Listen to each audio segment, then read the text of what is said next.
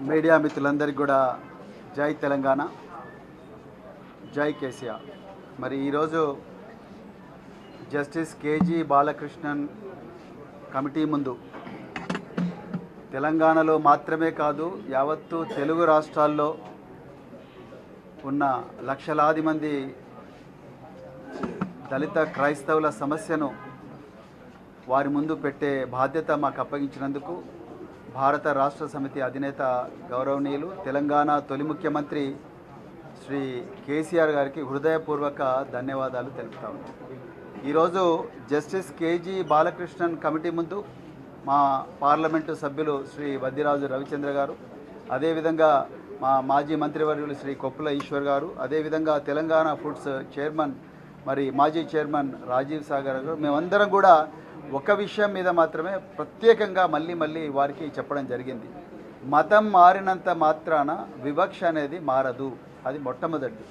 మేము గతంలో ఉమ్మడి ఆంధ్రప్రదేశ్లో కారంచేడులో జరిగిన మారణ హోమం కానీ, అదేవిధంగా 1990లో చుండూరులో జరిగిన మారణ హోమం కానీ, అదేవిధంగా ఇంకా లక్ష్మీపేట లాంటి ఎన్నో సంఘటనలో జరిగిన మారణ హోమం కానీ, పాశవిక దాడులన్నీ కూడా అవన్నీ కూడా మరి ఎస్సీలుగా ఉండి క్రైస్తవాన్ని నమ్ముకున్న వ్యక్తుల మీదనే దాడులు జరిగినాయి. అంతే తప్ప వేరే వర్ణాల నుంచి వేరే వర్గాల నుంచి వచ్చి క్రైస్తవం నమ్ముకున్న వాళ్ళ మీద ఎవరి మీద దాడులు జరగలేదు. అంటే దాని అర్థం ఏమిటి? క్రైస్తవంలో వచ్చినా ఏ మతం పుచ్చుకున్నా వివక్షలుగానే కొనసాగుతున్నది అనేది కమిషన్ దృష్టికి తీసుకురావడం జరిగింది. ఇక రెండవ విషయం ఏం తీసుకొచ్చినామంటే, కమిషన్ ముందు ఈరోజు బీసీ సోదరులకు ఏ మతం కావాలంటే ఆ మతాన్ని ఎంచుకునే స్వేచ్ఛ ఉంది. అదేవిధంగా గిరిజన సోదరులకు కూడా ఏ మతం కావాలంటే ఆ మతాన్ని ఎంచుకునే స్వేచ్ఛ ఉంది. అదేవిధంగా మరి అగ్రవర్ణాలు అంటే జనరల్ కేటగిరీలో ఉండే వ్యక్తులకు కూడా వాళ్ళు ఏ మతం కావాలంటే ఆ మతాన్ని ఎంచుకునే స్వేచ్ఛ ఉంది. రాజ్యాంగం ఇచ్చిన రిజర్వేషన్ ఫలాలు అంటే అది ఎస్టీ రిజర్వేషన్ కావచ్చు, బీసీ రిజర్వేషన్ కావచ్చు, లేకపోతే ఈడబ్ల్యూఎస్ ఇప్పుడు కొత్తగా వచ్చిన ఎకనామికల్లీ వీకర్ సెక్షన్స్ రిజర్వేషన్ కూడా కావచ్చు. ఇవి వాళ్ళు ఏ మతాన్ని స్వీకరించినా వాళ్ళకి ఆ రిజర్వేషన్ ఫలాలు తీసుకునే అవకాశం ఉంది.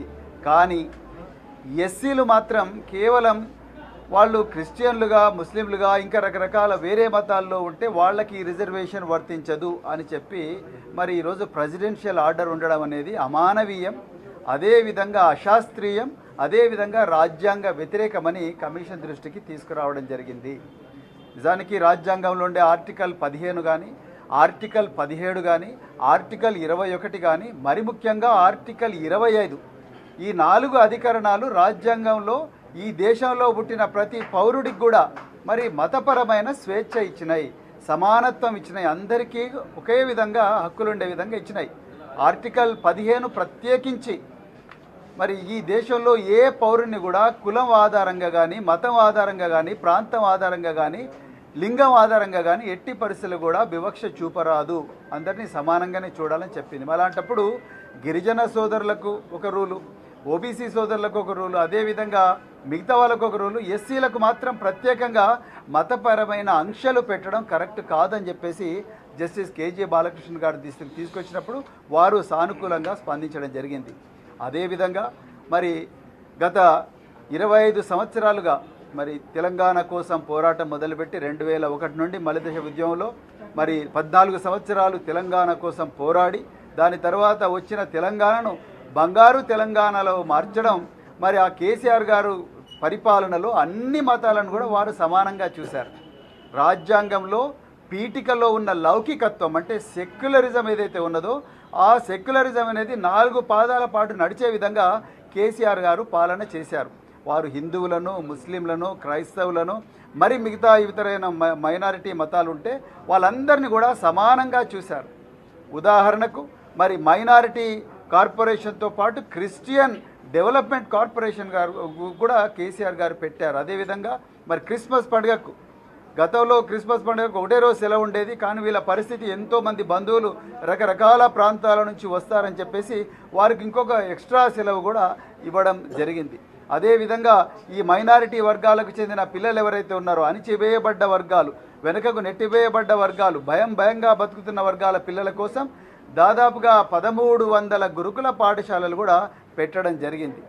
అదేవిధంగా గ్రామీణ ప్రాంతాల్లో దేవాలయాలు కట్టుకోవడం కోసం చర్చిలు కట్టుకోవడం కోసం, మసీదులు కట్టుకోవడం కోసం ఆనాడు జిల్లా కలెక్టర్ పర్మిషన్ కావాలని అనేవారు. కానీ కేసీఆర్ గారు విప్లవాత్మకమైన రీతిలో అట్లా వద్దు, గ్రామ పంచాయతీ సెక్రటరీ ఉంటే చాలు, మతపరమైన స్వేచ్ఛ ఆర్టికల్ 25 రాజ్యాంగంలో అందరికీ ఇచ్చిందని చెప్పేసి ఆ విధంగా మరి కేసీఆర్ గారు అన్ని మతాలను సమానంగా చూసే ప్రయత్నం చేశారు. వారు చాలా సక్సెస్ఫుల్ అయ్యారు. ఆ విషయంలో వారికి హృదయపూర్వక ధన్యవాదాలు. అదే విషయం మేము జస్టిస్ కేజీ బాలకృష్ణన్ గారికి వారి దృష్టికి తీసుకురావడం జరిగింది. వారు కూడా చాలా సంతోషపడ్డారు.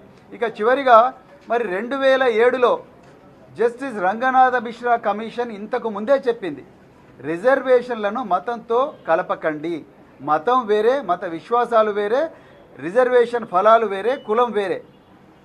కానీ ఆ 2007లో మరి మతాన్ని రిజర్వేషన్ నుంచి డీలింక్ చేయమని, విడదీయమని రంగనాథ్ మిశ్రా కమిషన్ చెప్పినప్పుడు అప్పుడు అధికారంలో ఉన్నది కాంగ్రెస్ పార్టీ దేశంలో.